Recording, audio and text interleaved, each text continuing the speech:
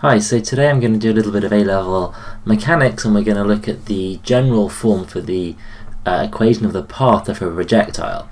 That's the formula that looks something like this: y equals x tan alpha minus gx squared over 2u squared 1 plus tan squared alpha, and we'll understand what this means shortly.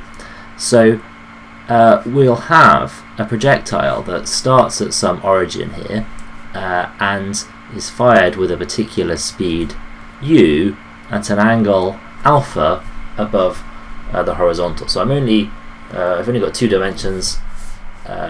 Here we've got an x and a y, and we start with a particular speed u meters per second and an angle alpha, and then this projectile will follow a path that looks something like that. You might know that this is exactly a parabola, the path of a quadratic, and in fact that's exactly the form that we're going for here. We can see we've got an x and an x squared, and everything else is just going to be a constant in this problem. So we will end up with proving that this really is a parabola. Okay. Now, to make the explanation a bit easier, I'm going to first do this in the more simple case, where rather than u and alpha I've got some numbers, and if you want to you can just scroll ahead and go back to where I've got u and alpha if you prefer. Okay, but I want to think about this problem in general so we understand exactly how it works. So I've got a general point here on the path of the projectile, which I'm going to call x comma y for its coordinates, and I'm just going to start by assuming that the initial velocity vector has given components in the x and y direction. Okay, so I'm going to say it's just got 4 meters per second in the horizontal and 3 meters per second in the vertical. Right? Now the way I write up these projectiles problems is to have horizontal and vertical like this, and we'll have S, U, V, A and T. And remember, it's always the case that in the horizontal direction the acceleration is 0 in these problems, because once the particle has been projected, no further forces act on it horizontally. The only force that acts on it is the weight vertically downwards. So acceleration in this direction is 0. You might even say it's not really a CVAP problem, it's just speed equals a distance over time in this direction. But in the vertical problem we have acceleration minus 9.8. Okay, and what I'm calling the displacement in the horizontal direction is x, the x coordinate, and displacement in the y direction is the y coordinate y. Okay, and in this particular problem I've got a 4 meters per second initial velocity horizontally and a 3 meters per second initial velocity vertically. Okay, and these equate the point here, x and y, is going to be linked by a particular value of t. Now we're doing this in general for all of the points at once, so it doesn't matter exactly what which value of t we're looking at. We're trying to do it all at once, but the point is that this x and y correspond to a particular t that they'll share, and so we're going to use the t in these problems to set up some simultaneous equations that we'll be able to solve. Okay, so let's look at the vertical one first. Okay, we've got S equals ut plus 1/2 at squared is the right CVAT equation to use here. It's got the SU, A and T in it, and substituting in the values that we have here, that's going to be 3 times T and 1/2 at squared. Actually, rather than minus 9.8 here, let me write minus G, right, where G is usually taken to be 9.8, some questions 10, and as you probably know, exactly it's some other number that I can't remember, but it goes on a lot past 9.8 in its decimal expansion.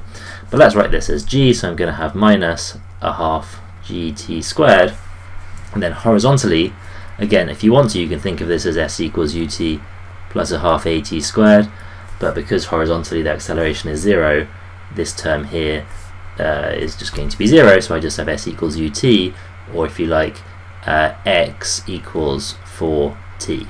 Okay, constant speed in the horizontal direction. Oh, and of course in the vertical here where I'm saying S, I'm actually going to call this Y. So we're distinguishing the horizontal and the vertical. Right, to get the equation for the path of the projectile then, all we have to do is to solve these two, well, not solve them, but eliminate t from these simultaneous equations. Right, and it's kind of easy to do here.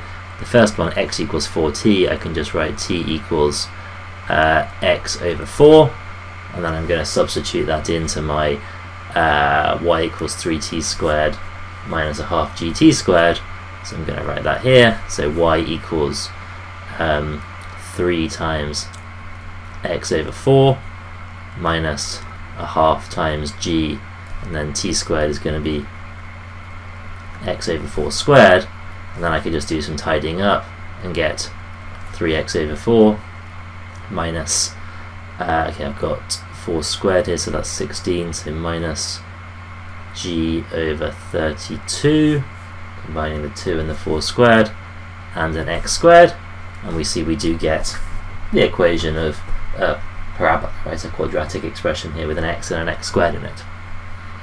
Okay, if you didn't follow any of that, go back and to the points you didn't follow and try and do it again, because what we're going to do now is do this in general. Okay, so perhaps you've just skipped forward to get the general case here. This is the right place to start.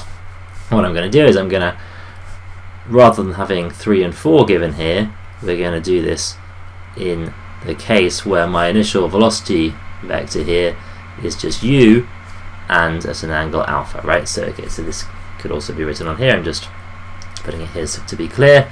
So it's got horizontal and vertical components just by ordinary trig, u cosine alpha in the x direction and u sine alpha in the y direction, right? Sometimes we write this as ux equals u cos alpha and uy equals u sine alpha, right? So we've got something very similar here, and I'm just going to edit my previous argument. So here we're going to have u equals u cos alpha, slightly abused notation here, right? This u is just, I'm using it to mean the ordinary suvat, and this u is the actual u from the question here, right? So my initial horizontal velocity is equal to u cos alpha is what this reads. And similarly in the vertical direction, the initial vertical component is u sine alpha, but everything else stays the same. So in fact in my derivation here, I've got x equals 4t. All I've got to do is replace the 4 with the u cos alpha. I'll put it in brackets here for emphasis, and I've still got the t, and then instead of t equals x over 4, I'm going to have t equals x over u cosine alpha. And similarly in the vertical direction here, my ut, rather than having 3 in it, it's going to have u sine alpha. Okay, so it's going to be u sine alpha t. Oh, actually, maybe I shouldn't actually replace that one, because that's just my generic suvat equation. But certainly here, sorry, u sine alpha t. Right, if you like, in these ones, I'm just thinking about the generic suvat equation, and this is it in the particular case. So not much has changed. So we can take exactly the same approach, and basically where I've got a 3 here, I'm going to have the u sine alpha, and where I've got a 4, I'm going to instead have u cos alpha. So let's just put those in the appropriate places here. So my 3 here became u sine alpha, and the 4 here was u cos alpha, and that's still squared. Okay, so I'm just going to do it all in black now from here. So when I simplify this now, and actually, sorry, my 4 in here as well is u cos alpha as well. Okay, so I'm going to get these simplifying here. I've got a u divided by u here, so these are just going to these u's are just going to cancel. So I'm going to have x times sine alpha over cos alpha, and here I'm going to have, right, this takes a little bit of sorting out. I'm going to have I've got a half g and then an x squared and a divided by u cos alpha. So this is going to be, I'm going to have on the top here an x squared, and on the bottom I've got 2g u squared, and I've got 1 over cos squared alpha. So look at that slowly and carefully if you need to.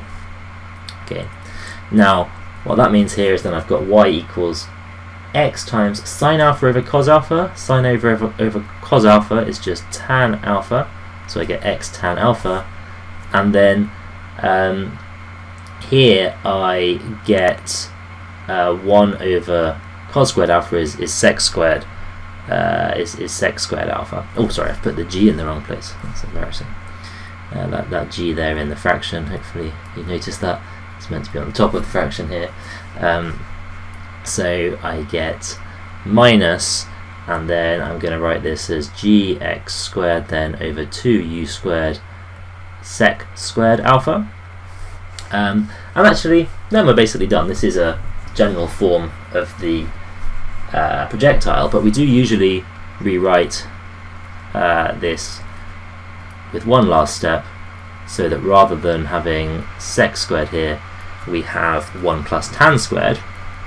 So replace the sec squared with 1 plus tan squared alpha, and you can do that again because that's a trig identity. You know, it's the one that comes from, if you start with sine squared alpha plus cos squared alpha equals identically equal to 1, and divide it all through by cos squared alpha, you get tan squared alpha plus 1 is identically equal to sec squared alpha. So that really is an identity.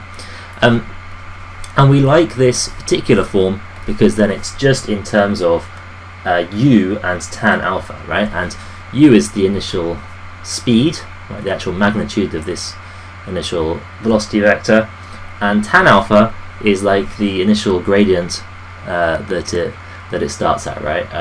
Just at this initial moment, right? So tan alpha is like the, here u sine alpha over u cos alpha gives you tan alpha, so it's like the initial gradient of that line. So we've got this written nicely in that way.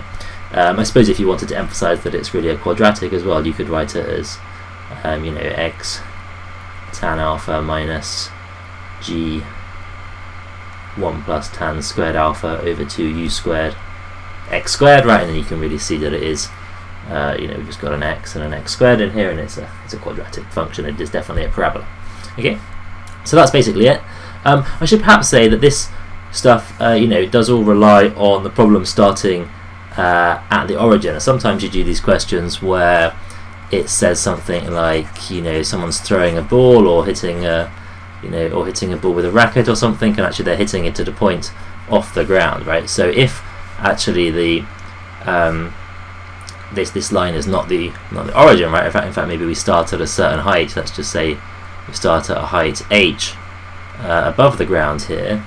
Then of course the y coordinate would, when x equals 0, would be h. So actually I would get h plus x tan alpha minus g x squared over 2u squared 1 plus tan squared alpha. And don't see this very often, but I suppose if we also started at a certain, let's say we started at a horizontal distance a from the origin, so we started, you know, so we started so we still start at this point here, but for some reason the origin is thought of as being over here, then the whole graph would just be shifted to the right by a, so we would get y equals x h plus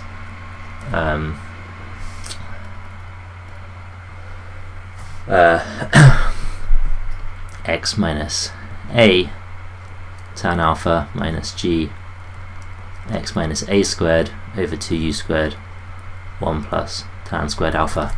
And if that doesn't make sense, look up graph transformations. But basically, you know, when I put in x equals a here, it's like I'm at 0, and anything larger than a is how far I am from the point I'm starting at here. So hopefully that makes sense and it's useful. Let me know in the comments if anything's not clear, or if you've got any ideas for other videos, and I'll see you in the next one.